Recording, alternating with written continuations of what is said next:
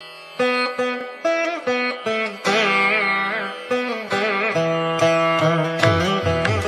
परमेश्वर प्रीत्यर्थं तदेव लग्नं सुदिनं तदेव ताराबलं चन्द्रबलं तदेव विद्याबलं दैवबलं तदेव लक्ष्मीपदे ते अङ्घ्रियुगं स्मरामि करिष्यमाणस्य कर्मणः निर्विघ्नेन परिसमाप्त्यर्थम् आदौ विघ्नेश्वर पूजां करिष्ये आदौ विघ्नेश्वर पूजां करिष्ये।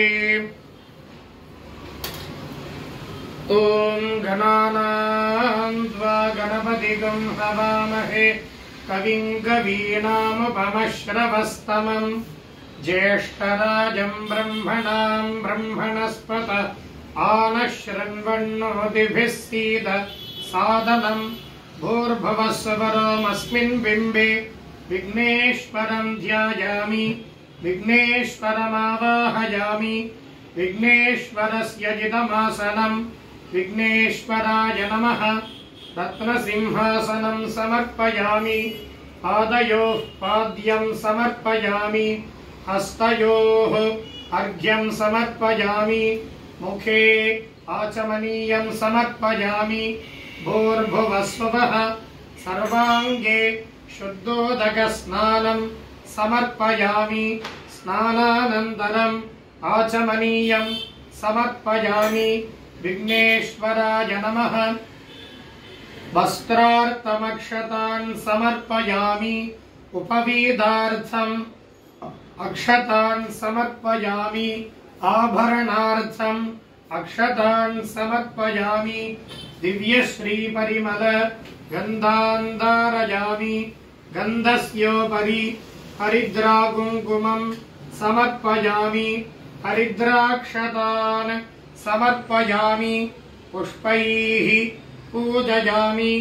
ॐ सुमुखाय नमः ॐ एकदन्ताय नमः ॐ कपिलाय नमः ॐ गजकर्णकाय नमः ॐ लम्बोदराय नमः ॐ विकटाय नमः ॐ विघ्नराजाय नमः ॐ विनायकाय नमः ॐ धूमकेतवे नमः ॐ गणाध्यक्षाय नमः ॐ फालचन्द्राय नमः ॐ गजाननाय नमः ॐ वक्रतुण्डाय नमः ॐ शूर्पकर्णाय नमः ॐ हेरम्बाय नमः ॐ स्कन्दपूर्वजाय नमः महागणपतये नमः विघ्नेश्वराय नमः।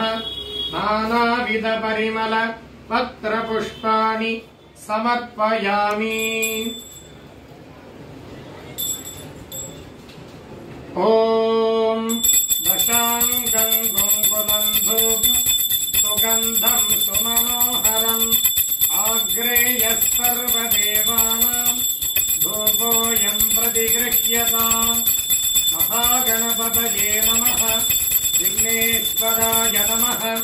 सुगन्धधूपम् आग्रापयामि धूपानन्तरम् आचमनीयं समर्पयामि साज्यं त्रिवर्ति संयुक्तं वह्निनायोजितं मया गृहानमङ्गलं दीपं त्रैलोक्य तिमिरापहं। महागणपतये नमः।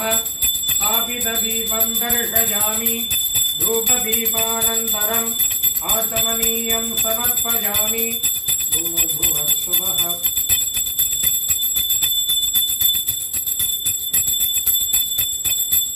ऋतं सत्येन परिषिञ्जामि अमृतोपस्तरणमसि प्राणाय स्वाहा अपानाय स्वाहा ज्ञानाय स्वाहा उदानाय स्वाहा समानाय स्वाहा ब्रह्मणे स्वाहा। महागणपतये नमः। दाडिमी फलममृतं निवेदयामि अमृतापिधानमसि निवेद्यानन्तरम् आचमनीयं समर्पयामि भूर्भुवस्सुवः पूगीफलसमायुक्तम् नागवल्लिदलेर्युतम् कर्पूरचूर्णसंयुक्तम् ताम्बूलम् प्रतिगृह्यताम्। महागणपतये नमः। ताम्बूलम् समर्पयामि। समस्तोपचारान् समर्पयामि। ॐ एकदन्ताय विद्महे वक्रतुण्डाय धीमहि तन्नो दन्तिः प्रचोदयात्। महागणपतये नमः। कर्पूरनीराजनम् दर्शयामि। नीराजनानन्तरम् आचमनीयम् समर्पयामि। दिव्यरक्षान् धारयामि। ॐ हर योपाम् पुष्पम् वेद पुष्पवान् प्रजावान् पशवान् भवति। चन्द्रमावापाम् पुष्पम् पुष्पवान् प्रजावान् पशुमान् भवति। य एवम् वेद योपामायतनम् वेद आयतनवान् भवति। नमो व्रातपतये नमो गणपतये नमः प्रमथपतये। नमस्ते अस्तु लम्बोदराय एकदन्ताय विघ्नविनाशिने शिवसुताय श्रीवरदमूर्तये नमो नमः। महागणपतये नमः। वेदोक्तमन्त्रपुष्पाणि समर्पयामि। वक्रतुण्डमहाकाय सूर्यकोटि समप्रभ अविघ्नं कुरु मे देव सर्वकार्येषु सर्वदा। नमो नमो गणेशाय नमस्ते शिवसूनवे निर्विघ्नं कुरु मे कार्यम् नमामि त्वाम् गणाधिप। अगजानन पद्मार्गम् गजाननमहर्निशम् अनेकदन्तम् भक्तानाम् एकदन्तमुपास्महे। आदिपूज्याय देवाय दन्तमोदकधारिणे वल्लभाप्राणकान्ताय श्रीगणेशाय मङ्गलम्। एकदन्तम् शूर्पकर्णम् गजवक्त्रम् चतुर्भुजम् आशाङ्कुशधरम् देवम् ध्यायेत् सिद्धिविनायकम्। महागणपतये नमः। आत्मप्रदक्षिण दिव्यनमस्कारान् प्रार्थनान् समर्पयामि। समस्तोपचारान् समर्पयामि। अनया पूजया महागणपतिः प्रीयताम्। ॐ शिवायै नमः। ॐ महालक्ष्म्यै नमः। ॐ महागौर्यै नमः। ॐ चण्डिकायै नमः। ॐ सर्वज्ञायै नमः। ॐ सर्वलोकेशायै नमः। ॐ सर्वकर्मफलप्रदायै नमः। ॐ सर्वतीर्थमय्यै नमः। ॐ पुण्यायै नमः। ॐ देवयोनये नमः। ॐ अयोनिजायै नमः। ॐ भूमिजायै नमः। ॐ निर्गुणायै नमः। ॐ निरहङ्कारायै नमः। ॐ सर्वगर्व विमर्दिन्यै नमः। ॐ सर्वलोकप्रियायै नमः। ॐ वाण्यै नमः। ॐ सर्वविद्यादि देवतायै नमः। ॐ पार्वत्यै नमः। ॐ देवमात्रे नमः। ॐ वणीशायै नमः। ॐ विन्ध्यवासिन्यै नमः। ॐ तेजोवत्यै नमः। ॐ महामात्रे नमः। ॐ कोटिसूर्यसमप्रभायै नमः। ॐ देवतायै नमः। ॐ वह्निरूपायै नमः। ॐ सतेजसे नमः। ॐ वर्णरूपिण्यै नमः। ॐ गुणाश्रयायै नमः। ॐ गुणमध्यायै नमः।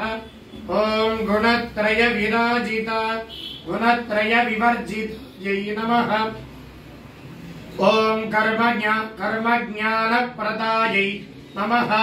ॐ कान्तायै नमः ॐ सर्वसंहार कारिण्यै नमः ॐ धर्मज्ञानायै नमः ॐ धर्मनिष्ठायै नमः ॐ सर्वकर्म विवर्जितायै नमः ॐ कामाक्ष्यै नमः ॐ कामसंहर्त्यै नमः ॐ कामक्रोध विवर्जितायै नमः ॐ शाङ्कर्यै नमः ॐ शाम्भव्यै नमः ॐ शान्तायै नमः ॐ चन्द्र सूर्याग्निलोचनायै नमः ॐ सुजयायै नमः ॐ जयभूमिष्ठायै नमः ॐ जाह्नव्यै नमः ॐ जनपूजितायै नमः ॐ शास्त्रयै नमः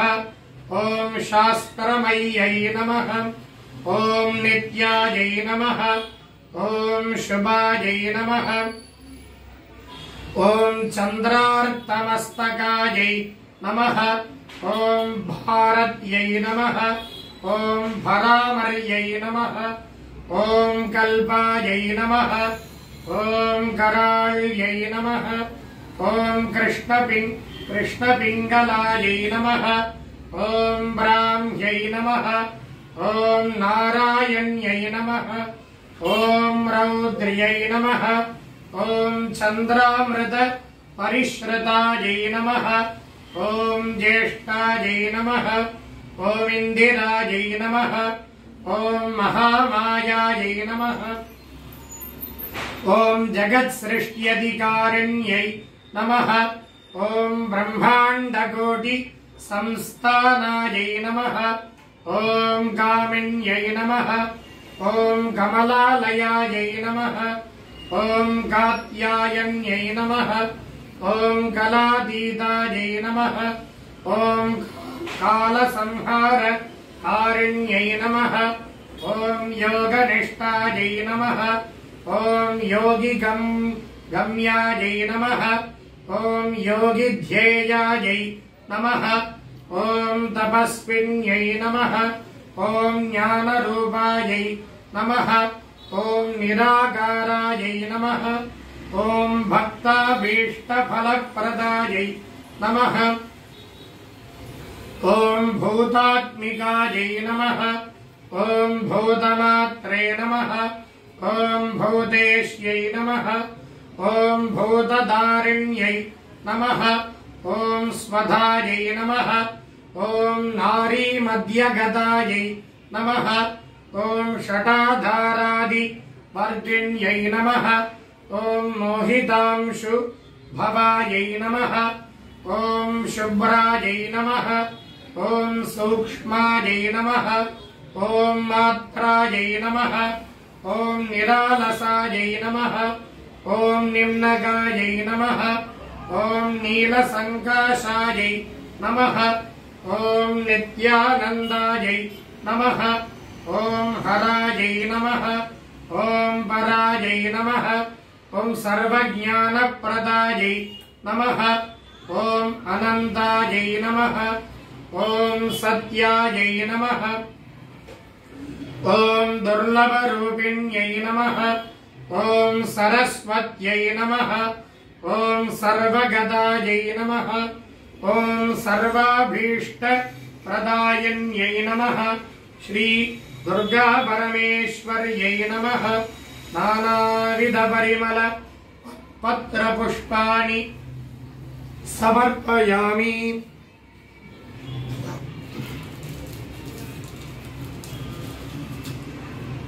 ఏకదీపం పంచదీపం ఏది గుర్తు ఏది గుర్తు ఏ దృష్టి అప్పుడే ఎడుతుంది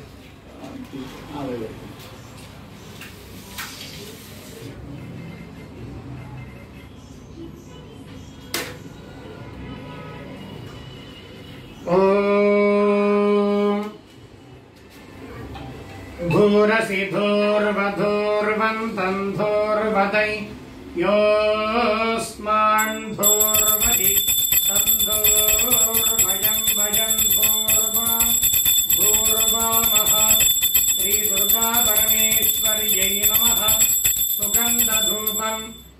ग्रापयामि।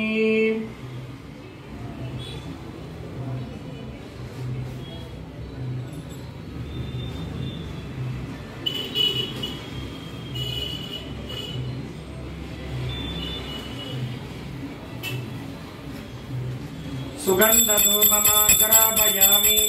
धूपानन्तरमाचमनीयं समर्पयामि।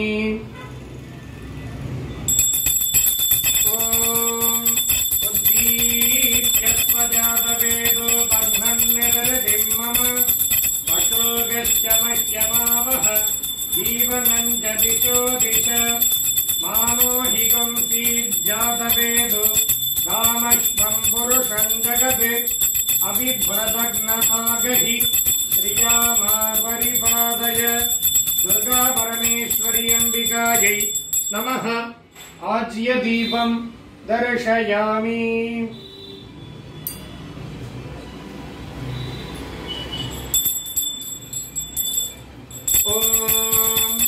बहुवै बह्वश्वायै बह्वजाविष्वयै बहुव्रीहि जवायै बहुमाश शिलायै बहुहिरण्यायै बहुहस्तिकायै बहुदासपूरुषायै दयिमत्यै पुष्टिमत्यै बहुरायस्कोशायै राजास्तु।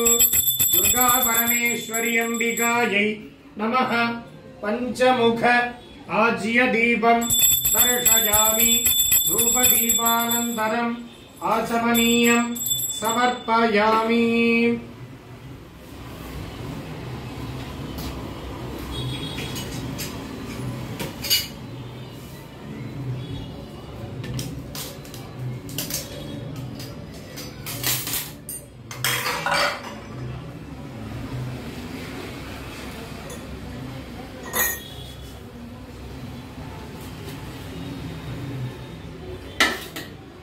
नैवेद्यं प्रोक्ष्य भूर्भुवस्सुवः।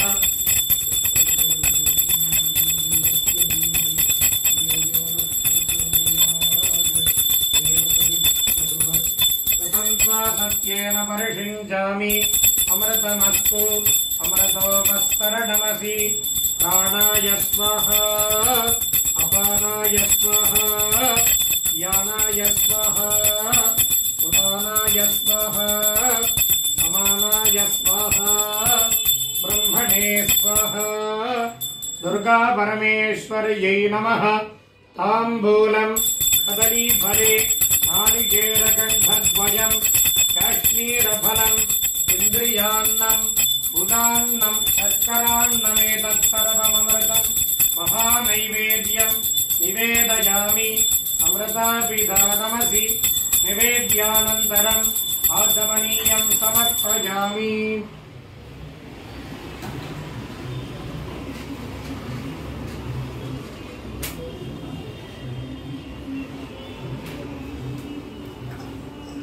ॐ गौरीमिमाय सलिलानि दक्षत्येकपति द्विपदी सा चतुष्पदी अष्टापदी नवपदी बभूवषि सहस्राक्षर परमे व्योमन्। कात्यायनाय विद्महे कन्याकुमारी धीमहि तन्नो दुर्गिः प्रचोदयात्। दुर्गा परमेश्वरी अम्बिकायै नमः। कर्पूरनीराजनं दर्शयामि। नीराजनानन्तरम् आचमनीयं समर्पयामि। दिव्यरक्षां धारयामि। ॐ हर प्रातरग्निं प्रातरिन्द्रगं हवामहे। प्रातर्मित्रावरुण प्रातरश्विना प्रातर्भगं पूषणं ब्रह्मणस्पतिं प्रातः सोममुदरुद्रगं हुवेम। प्रातर्जितं भगमुग्रगं हुवेम। वयं पुत्रमदितेर्यो विधर्ता आद्रश्चिद्यं मन्यमानस्तुरश्चित् राजाचिद्यं भगं भक्षीत्याह। भगप्रणेतर्भग सत्यराधः भगेमान्दिजमुदपदन्नः भगप्रणो जनय गोभिरश्वैः भगप्रणर्भरन्नृवन्तस्याम उतेदानीं भगवन्तस्याम उत प्रपीत्ववदमध्ये अह्नाम् उतोदितामघवन् सूर्यस्य वयं देवानागं समतौ स्याम भगयेव भगवागम् अस्तु देवाः तेन वयं भगवन्तः स्याम तन्त्वा भग सर्वयुज्यो हवीमि स नो भगपुरयेता भवेह समद्भरायोषसो नमन्त दधिक्रावेव शुचये पदाय अर्वाचीनं वसविदं भगन्नः रथमिवाश्वावाजिन आवहन्तु अश्वावतीर्गोमतीर्न उषासः वीरवतीः सतमुच्छन्तु भद्राः घृतं दुहाना विश्वतः प्रपीनाः यूयं पात स्वस्तिभिः सदा नः यो माग्ने भागिनगम् सन्तमथ भागं चिकीर्षति अभागमग्ने तङ्कुरु मामग्ने भागिनं कुरु दुर्गा परमेश्वर्यै नमः वेदोक्तमन्त्रपुष्पाणि समर्पयामि यानि कानि च पापानि जन्मान्तरकृतानि च तानि तानि विनश्यन्ति प्रदक्षिणपदे पदे प्रकृष्टपापनाशाय प्रकृष्टफलसिद्धये प्रदक्षिणं करोमि त्वां प्रसीद परमेश्वरि अन्यथा शरणं नास्ति त्वमेव शरणं मम तस्मात् कारुण्यभावेन रक्ष रक्ष महेश्वरी दुर्गा परमेश्वर्यै नमः आत्मप्रदक्षिण दिव्य नमस्कारान् प्रार्थनान् समर्पयामि।